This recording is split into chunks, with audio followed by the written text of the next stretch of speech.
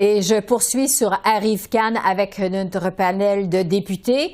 Pour les libéraux, Stéphane Lauzon. Pour les conservateurs, Luc Berthold. Pour le Bloc québécois, Julie Vignola. Et pour le NPD, Alexandre Boulris. Bonsoir à vous quatre. Bonsoir. Bonsoir. Stéphane Lauzon, d'abord, votre gouvernement a rappelé aujourd'hui qu'il était pris dans une crise exceptionnelle, évidemment la pandémie. Mais quand même, est-ce que vous prenez la responsabilité pour ce qui est arrivé? Bien sûr, c'est le prix à payer pour un gouvernement qui est en position, qui est au pouvoir.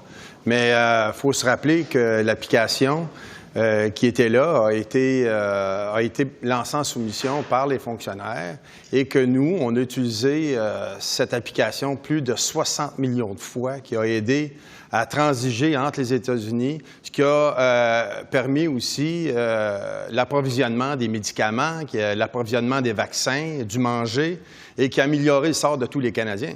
Oui.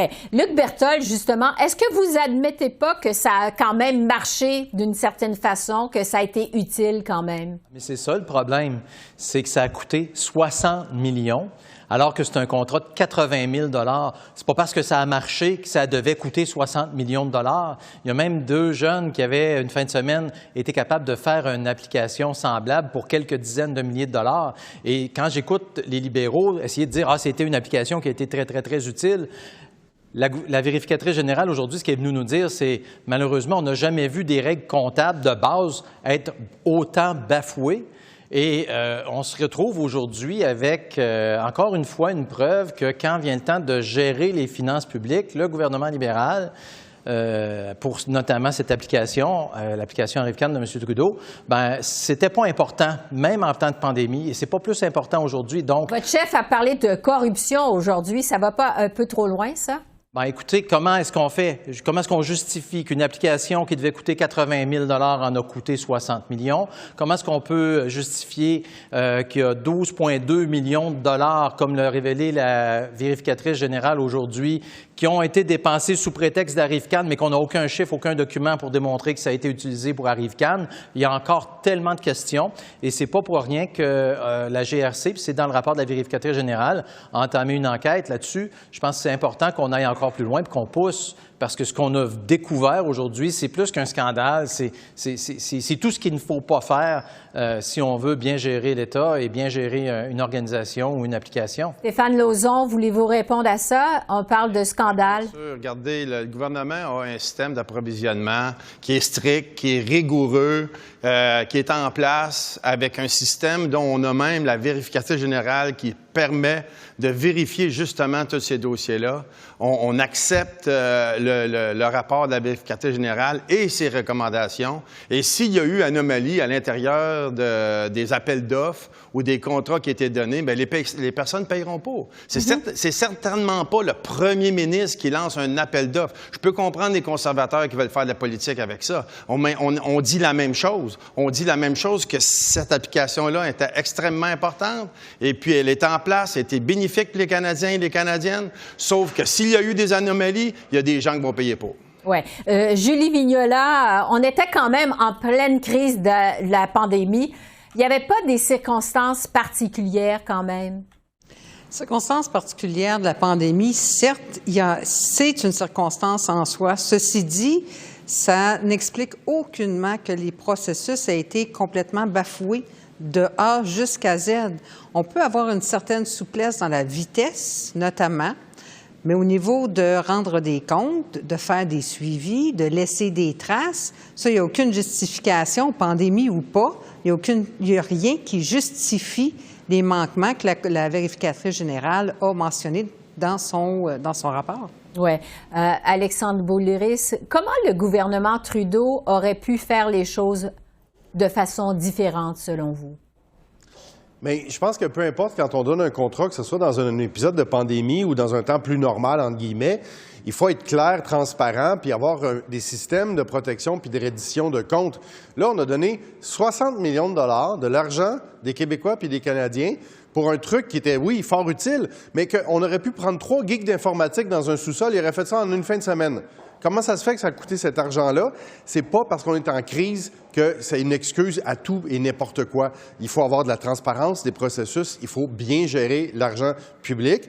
Mais malheureusement, les libéraux ont tendance à envoyer ça en sous-traitance à des compagnies, puis c'est pratiquement comme, bien, donnez-nous la facture, puis nous autres, on va la payer, peu importe. C'est pas comme ça que ça doit marcher. Oui. Stéphane Lauzon, votre collègue Dominique Leblanc a dit aujourd'hui que vous prenez toutes les mesures pour éviter qu'un tel gâchis se reproduise. Quelles sont les mesures que vous prenez au juste, justement? On va prendre toutes les recommandations que la vérificatrice générale nous recommande.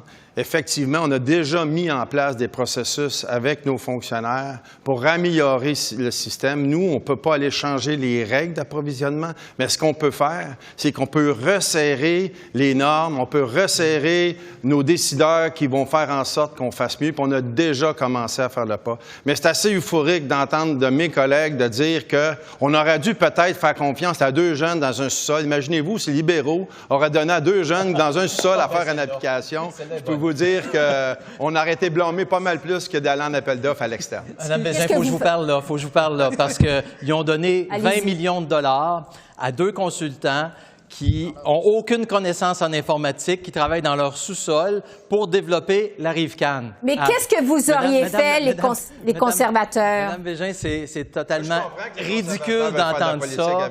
C'est totalement ridicule d'entendre ça. La vérificatrice générale, premièrement, les libéraux ont voté contre la tenue de l'enquête du rapport de la vérificatrice générale. Toutes les oppositions ont voté pour. Pourquoi vous avez voté contre? Pourquoi vous ne vouliez pas d'enquête? Madame Bégin, de blâmer Justin Trudeau, lui-tel.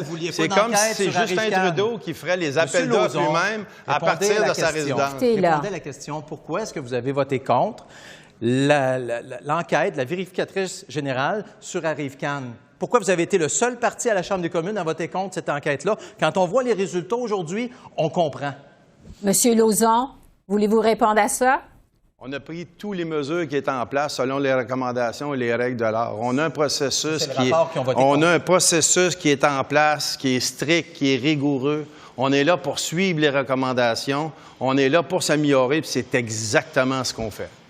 Monsieur Berthold, qu'est-ce que les conservateurs auraient fait de différent? Bien, premièrement, on l'a vu, pour 80 000 le budget n'aurait pas de monté à 54. La vérificatrice générale a été très claire aujourd'hui. L'urgence ne justifiait pas de donner des contrats sans appel d'offres. Et le délai dont elle parle, elle a dit, écoutez, il y a eu, dans certains cas, entre 10 jours et 63 jours entre l'octroi du contrat et le début des travaux. Il y avait amplement le temps de procéder à un processus concurrentiel d'appel d'offres.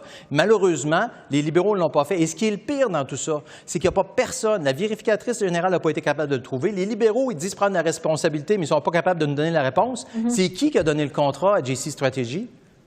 Personne n'est capable de donner la réponse à cette question-là. Personne n'est capable de dire comment cette firme-là a été choisie. C'est 2 personnes qui travaillent dans leur sous-sol, qui ont fait en sorte de soutirer 20 millions de dollars en paiement au gouvernement. Personne n'est capable de le dire. La vérificatrice générale le dit aujourd'hui. C'est simple, il manque de documents. On n'est pas capable de le déterminer.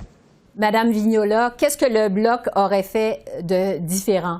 S'assurer que le processus est suivi dans le bon sens, comme il est écrit. Le gouvernement, M. Lauzon dit que le gouvernement ne choisit pas les règlements.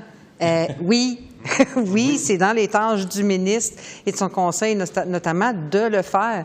Et c'est de s'assurer que lorsqu'on donne un contrat à prix fixe, puis qu'ensuite de ça, on vient, puis « Ah non, finalement, ça va me prendre plus de temps », mais on n'a aucune documentation pour démontrer que ce qui a été demandé a été fait. D'ailleurs, ce qui a été demandé, dans certains cas, la vérificatrice générale disait que c'était pas clair, on savait même pas c'était quoi l'objectif, puis les tâches étaient tellement floues, puis je l'ai moi-même vu dans les documents, où est-ce que j'écrivais dans le côté « Mais qu'est-ce qu'ils veulent? » Ouais. En quoi c'est en lien avec Arrive-Cannes? Ça n'a juste pas de bon sens. Donc, d'assurer un suivi aurait permis, et de poser des questions aurait permis d'éviter ce 60 millions-là. Alexandre on ne retrouve Boulris, pas la trace. Alexandre Boulris, il vous reste 30 secondes. Bien, je suis d'accord avec Mme Vignola, M. Lauzon, quand il dit on ne peut pas changer les règles d'approvisionnement. C'est le gouvernement, c'est eux autres qui fixent les règles d'approvisionnement. C'est leur travail dans la vie. Puis sinon, bien, pourquoi est-ce qu'on n'a pas fait appel à la fonction publique fédérale? Il n'y a personne qui était capable de faire des applications pour les aéroports, pour les transports, pour les gens qui voyagent. Pourquoi on donne des contrats comme ça à gauche et à droite, puis on n'a pas de contrôle puis de suivi sur les dépenses, alors qu'on a des dizaines de milliers de personnes qui travaillent pour le gouvernement fédéral, on a une bonne fonction publique. Il nous reste plus de temps. Merci beaucoup. Merci à vous quatre. Merci. À la prochaine. Merci, au revoir.